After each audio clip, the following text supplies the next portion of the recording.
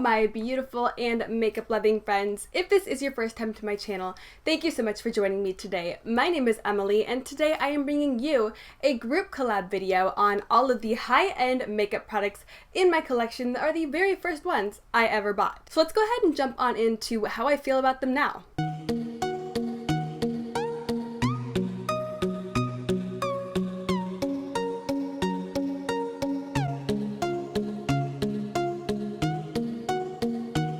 So just like I said in the intro, I am really excited today because I am doing a collab video with a few friends here on YouTube, and my good friend Alexandria Sutton was the one who invited me into this collab. So I'm gonna go ahead and pop all of these lovely ladies on the screen. They are gonna have videos just like mine. They will also be in the description box down below, so please do check them out after this video to see what their first high-end products are in their makeup collection. But without further ado, let's jump right on into mine. So the idea behind this video is to show you guys my very first high-end makeup products, and I'm gonna go by each category, but I want to switch it up a little bit here and I want to go by oldest to newest in my collection. So the first high-end makeup product that I ever bought in my entire life was the Naked palette, which I know that this is like everyone's OG holy grail, probably first eyeshadow palette, and for good reason. This came out in 2012 and I bought it in 2012. And you just wait till you see the inside of this baby. As you can see, the outside is completely beat up. The fuzz is all gone. Naked is barely on there. You can barely see the logo. But let's take a peek at the inside because it's even scarier. It's even falling apart. I don't know. Okay. Oh, this is the mirror. All right, well, we have the mirror here, so that's gone, I guess. But this is the inside of my Naked palette. As you can see, I have panned a lot of these, and by panned I mean completely used these down to the bone. My favorite color in here was Sidecar, which was this beautiful kind of cool toned pinky champagne shimmery shade, and I would wear it all the freaking time. I wore that shade to death. That was like my signature look. I would just pack Sidecar onto my lid, not use any cut crease work or do any kind of structure to it. I would just plop it on my lid. I would blend that color out in the crease with Smog, which I have hit pan on and completely used up here, which was a shimmery bronze shade, and then I would apply Sin or Virgin, which were the two highlighting shades in this palette, to my brow bone and to my inner corner. And I did that all throughout senior year. I basically did that from 2012 to 2014. I didn't have any other makeup styles. I would only do that. And that is why I have hit pan on these so hard. Now, when I would run out of those shades, I would kind of repeat the same process, but just use a different color to replace it. I would use the same process as I would when I had my favorite shades like Sidecar and Smog, and I would basically just reach for a shade that was really similar. So that's why I've run out of all the lighter toned shimmers in this palette. Now, I'm sure everyone is going to be saying that their first high-end brow product was the ABH Brow Wiz or the pomade, but my first high-end brow product was actually the shade Dark Horse, which is a matte blackened brown with shimmer in it. Yeah, I'm not even kidding, shimmer. I would run this through my eyebrows with my eyeshadow brush. What was wrong with me? I don't know. I still don't know to this day.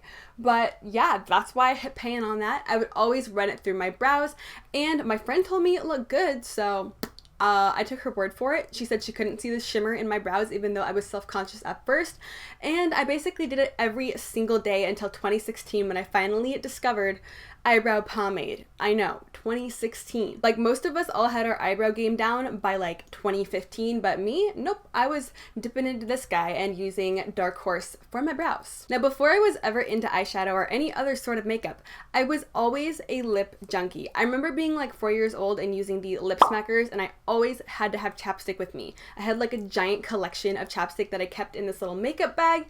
I had all sorts of chapsticks, like at least 50 at a time that I would just collect. Not even over exaggerating that. which is sad. What kind of small child needs that much lip product? But in 2012, I was introduced to these beautiful glosses, which are the Buxom Full-On Plump Lip Cream. These glosses claim that they're plumping, which is why I was drawn to them, but I don't really think that they're that plumping in my opinion. I mean, I use cinnamon oil mixed with Vaseline to plump my lips, so my lips can handle a lot of the tingle and the plumping sensation. Most people can't handle the cinnamon oil, and I do not suggest trying that at home because it is very tingly and makes your lips very sensitive and tingly, but I can handle it. I like it. I don't know. I'm a weirdo. But these have a little bit of a slight minty kind of tingling sensation, but it's nothing that is that intense, and I don't really see my lips being plumped by them. But the first shade I ever bought of the Buxom gloss was the shade White Russian, which is a hugely popular shade here on YouTube. It's a beautiful pinky nude, but nowadays it's a little bit light on me. It actually washes me out quite a bit. I also have this red shade right here, which is the shade Royale, and I don't really reach for these that often, if at all. I haven't really reached for these in a very long time, like 2 years at the least. And I don't know why I haven't reached for these, because they are sheerly pigmented, they are creamy, they are minty, they're really pretty glosses, but I just haven't. But I've had them in my collection for so long. I have repurchased White Russian 3 separate times. This is a newer bottle that I believe I got in 2015, but it still smells good, so I'm not throwing it away. I'm not one of those people that really throws makeup away. I'll only throw makeup away if it smells like cheese or feet. I also have these minis here, which I got in a set for holiday of 2013, and I got it on a discount when I worked at JCPenney. Fun fact. Now, moving on to eye primer here, I have this little sample size of the Urban Decay eyeshadow primer potion. I actually got one of these with my Naked palette, so I guess I kind of skipped a step here. This was my very first eyeshadow primer, and I used it from the start. I guess I just used it because it came with the eyeshadow palette. I didn't really understand what it did, and I didn't really know why I was putting it on, but I did anyway, so I guess that helped prolong my makeup. But nowadays, I cannot do eyeshadow without a primer. I always have to use a primer, but I don't really reach for my Urban Decay one because this is just the original OG Urban Decay primer, and it's basically just a tan kind of sheerish color, and I prefer to go for a more white or light toned base that's a little bit more full coverage. This way I can get a really nice, beautiful, colorful look. It is a good primer though, and it does prolong your eyeshadow quite a bit. So before I ever got into contour or bronzer or highlight or any of that jazz, I went for straight blush. I would only put blush on my cheeks, and I thought it looked awesome. And I started doing that in 2015. So from like 2012 to 2014, when I started to get into makeup, I didn't have anything on my face other than my eyeshadow and my brows, my eyeshadow, and some concealer. And lips, of course, but I didn't have any face makeup on, and that's because I was really terrified of face makeup giving me acne, and I still kind of have that phobia. I've had to kind of ease into face products, but you guys know I don't wear foundation, and the reason why I don't is because I'm so scared of it clogging my pores. And I finally convinced myself to put powder product on my face, but to this day, I still will not put cream products on my face unless it's like a cream highlight or something. But the first high-end blush that I ever got was NARS Super Orgasm. This blush is basically just the color of orgasm, but it has a buttload of gold glitter throughout it. And I'm not talking finely milled glitter here. I am talking large and in charge particles of gold glitter throughout this entire product. And I would wear this all up in my cheeks. I would basically put it from the apples to my temples, which is insane. I probably look like a crazy person, but alas, I still look like a crazy person, so not much has changed, has it? But yeah, it's safe to say that I do not reach for this guy at all anymore. Now, I started using highlighter in 2015, around the same time that I started using blush and basically had clown cheeks all the time. I decided to top that with even more clownness and put highlighter on top. But I had a Sephora Pro highlighter that I love to use, but it was pretty inexpensive, so I don't think that counts for this video, or I would use eyeshadow as my highlight as well. But my very first high-end highlighter purchase was in 2015, and this was the NARS Hot Sand highlighter, which is right over here. I bought this because of Kathleen Lights, and she ranted and raved about this highlighter and said it was the best peach-toned, most beautiful highlighter for her complexion in the world. And her complexion and mine are kind of similar. I'm a little bit deeper than her and a little bit more yellow-toned, but we have a pretty similar complexion, so I figured I would go out and purchase it. And I saw this little NARS Hot Sand and Laguna bronzer duo online, and I thought, hey, why not try out my very first high-end bronzer as well, which is NARS Laguna. As you can see, I have a lot of NARS products in this video because I thought that NARS was poppin', even though it was out of my budget for the time. But I never really got that much use out of the highlight in this little duo here. Hot Sands is really pretty in theory, but When I was hearing Kathleen Lights talk about it, I seemed to have selective hearing and completely missed over the fact that she loves a very subtle, very barely there type of highlight, and I really wanted something that was intense and in charge and that you could see from a far distance, just like I'm wearing right now. If it looks like I haven't used hot sand that much, I really haven't. But Laguna here is a different story. I used to use Laguna all the time. And it was a nice bronzer, but for me it's a little bit too cool toned for my skin tone and a little bit too ashy, which is strange because I've seen people who are a little deeper than me and even a little bit more warm than me use it and it looks good on them. But on my skin tone, I don't know, maybe I'm just crazy and maybe it does look decent, but I think that it just looks way too ashy on me. So I don't really reach for it that much. I did use it as a contour for a while, but I found a contour palette that I like a heck of a lot more that we are going to talk about here in just a moment. So I have struggled for many years with getting my contour down to look somewhat decent, and I basically started out with just using bronzer, and then I moved into something that I heard everyone talking about here on YouTube. And that's the Kat Von D Shade and Light Contour Palette, of course. What else would it be? Can you tell that she's been loved?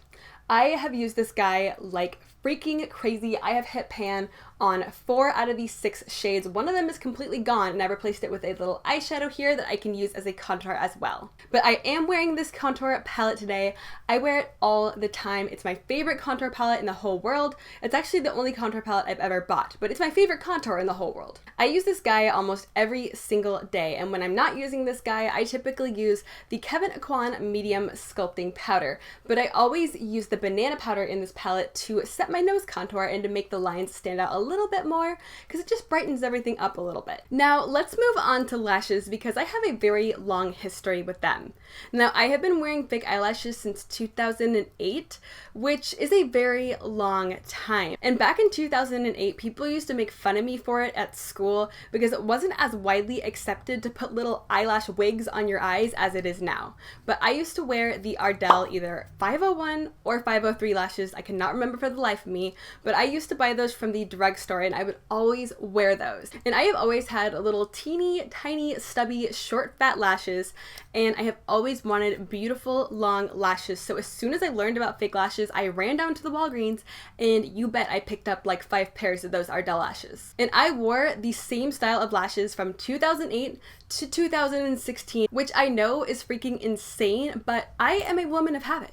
But in 2016, I was introduced to Lily lashes via YouTube. Everyone and their mama was talking about Lily Ghalichi and her lashes and how great they were, and everyone was talking about how Kylie Jenner had the Miami lashes. So I hopped my little butt right on over to the Lily Lashes website and purchased a pair of the Lily Lashes Miami lashes for $30 plus shipping, which is damn expensive. And those were some of the prettiest lashes that I've ever worn. And I wore them for about 2 weeks and then they started to fall apart, and of course I had to throw them away. But I never purchased them again because $35 after tax for lashes is just too damn expensive for me. I'm too poor for that. I'm sorry. But recently I have discovered a wonderful brand called the Bold Face Lashes, which in my opinion has better lashes than Miss Lily Ghalichi's.